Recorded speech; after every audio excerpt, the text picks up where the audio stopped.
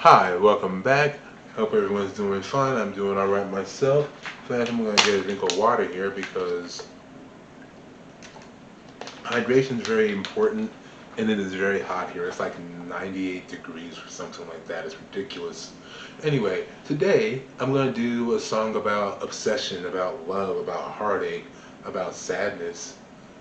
But it's to a cool 90s rock beat, so it's all good. This is the Gin Blossoms, Found Out About You. Um, it's a classic song by a classic band. A lot of their songs were about drinking because it was written by the guitarist who was a alcoholic. That being said, let's just get into the song. Any of my 90s kids, you're going to know this one probably. If you're hearing this for the first time, I suggest you go check out the original, or just check it out free of my commentary after listening to this. It's a very good song, but let's get into it.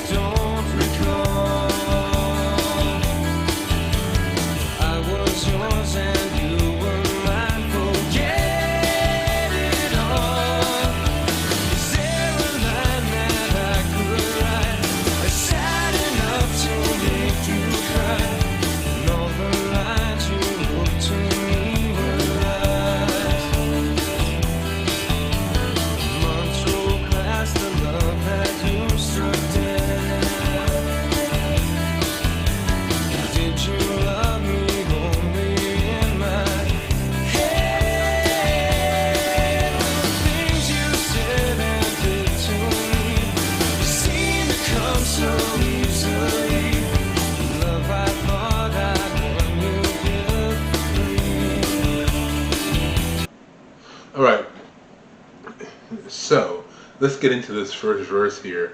What's really interesting is it really sets the scene for you. Like, I imagine it's like from the perspective of him, like, drinking and sitting to himself, thinking about this girl, just obsessing about this girl and what she did to him. And he's like either like scribbling this in a note to her that he's never going to send her. A lot of songs, there are quite a few songs that have that vibe to me. Or like he's getting drunk and like calling her and leaving her messages on her voicemail, telling her all of these things because like it starts off with, because of the way it starts off with also like when he starts off with all last summer, in case you don't recall, I was yours and you're mine, forget it all. Like basically like this is probably like one of his first real relationships with somebody, like from the perspective of like a high school kid or someone very young, and this is my first real relationship, and he's so fully invested and so in love with her, and it's only after the fact that he's starting to learn the truth of the relationship because he was kind of in a fog or blinded by it. So when he goes like all last summer, in case you don't recall, you were mine, I was yours and you were mine, forget it all. And then even like, and even when he says stuff like, hold on, wait, let's go back a second. I was yours and you were mine, forget it all. Is there a line that... That's the part where he says, is there a line that I could write that's sad enough to make you cry, but all the lines you read to me were lies? Like, basically it's like, is there anything I could say to you to get some kind of feeling from me, to get some kind of remorse, some kind of sadness, that you will feel bad about what you did, but everything you said to me was false. You didn't mean any of it, you know? Like, you put all this stuff in my head that made me think you really cared, and you really didn't. And wait, let's go to the part.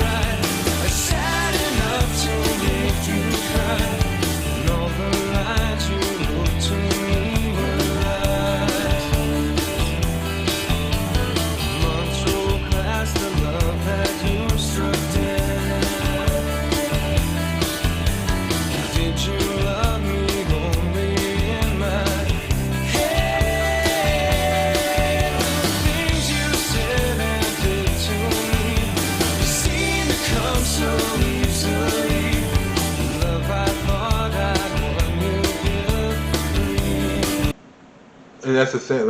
Even that part where he says, did you love me only in my head?" And then the things you said and did to me, they seem to come so easily. Like, it's very interesting. I think we've all been there when like you think that you really have something with somebody, but then he realizes that maybe I just imagined it all. Maybe I because I loved you, I wanted you to love me so much, so I managed to convince myself that you really cared for me as much as I thought you did.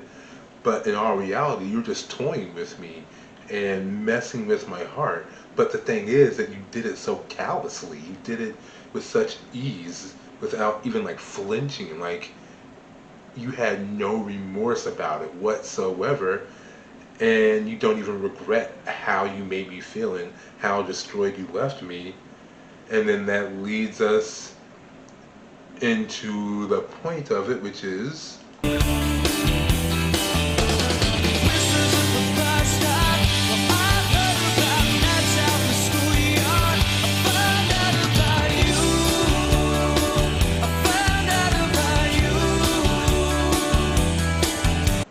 and see, and that's a very important part. You know, the hook, the chorus, and we all know what I say about the chorus. But if you're brand new here, the chorus is basically the culmination of the message, and the whole point is that like he says, whispers at the bus stops. I heard about nights out in the schoolyard. I found out about you.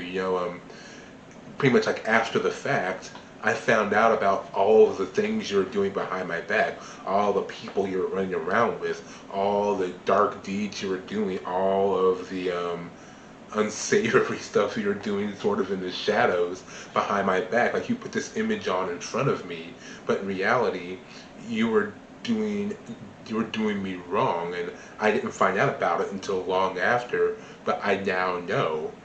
And it's kind of rocked his world. It's shaken him to the core, sort of. But let's go on to the next verse. Rumors follow everywhere you go. When you left and I was last to know. You're famous now and there's no doubt. In all the places you hang out.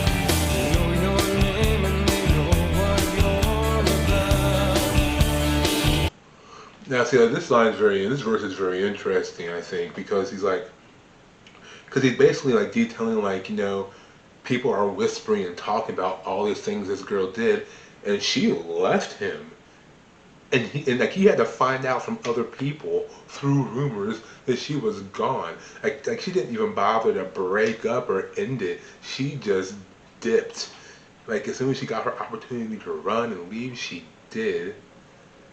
And like he says, you're famous now, and there's no doubt in all the places you hang out, they know your name and they know what you're about. Like you're a celebrity. You're everyone like, but actually not really a celebrity. He means famous, I think, in the most I don't want to say in an ironic way, but in a very like sarcastic kind of way, a cynical kind of way. Like you're famous, as in at this point everyone knows, because he says you're famous now and there's no doubt. In all the places you hang out, they know your name and they know what you're about. Like at this point, you can't really hide who you are anymore. People have said so much about you that they know who you are. You can't hide the kind of person that you really are anymore. That's what he means by famous. Not like you're legitimately famous, but yeah, like everyone knows what you do and what you're really about. It's like an open secret, but it's not really that secret anymore. But that again leads us back to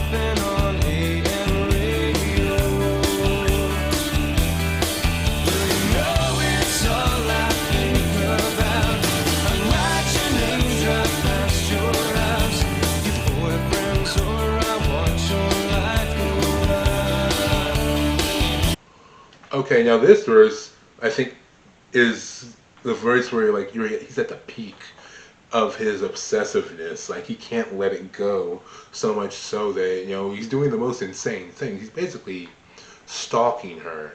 He can't let it go. It's burned him so much so that he can't move on past. Like he says, I'm writing your name, as in like writing letters, writing stuff about you. Probably just writing her name constantly in notebooks. He's driving past her house in the middle of the night, sitting outside of it, watching her through the windows as she's there with her boyfriend. Like she has moved on. She has passed you, but he is still stuck in time and doesn't know how to get past it. Like there's really no happy ending here.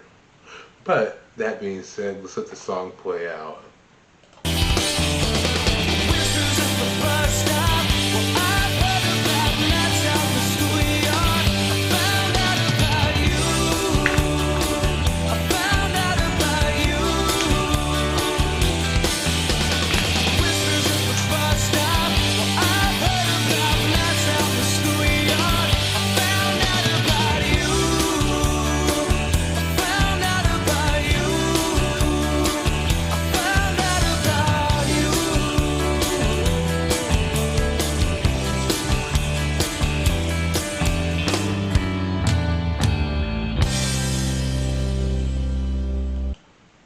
All right, that was a Jim Blossoms Found Out About You.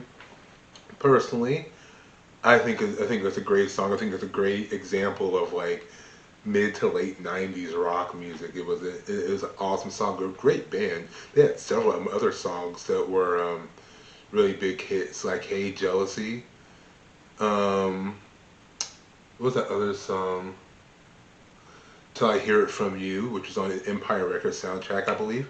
Let me know what you think. If you like this, maybe I'll do another Jim Blossom song. We can explore more of their musical catalog. Also, if this is your first time here, go ahead and subscribe. You can check out some of my other videos.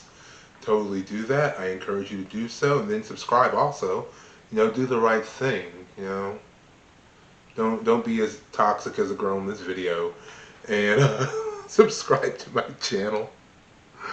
Yeah, until next time, guys. I'll talk to you later. All right, peace.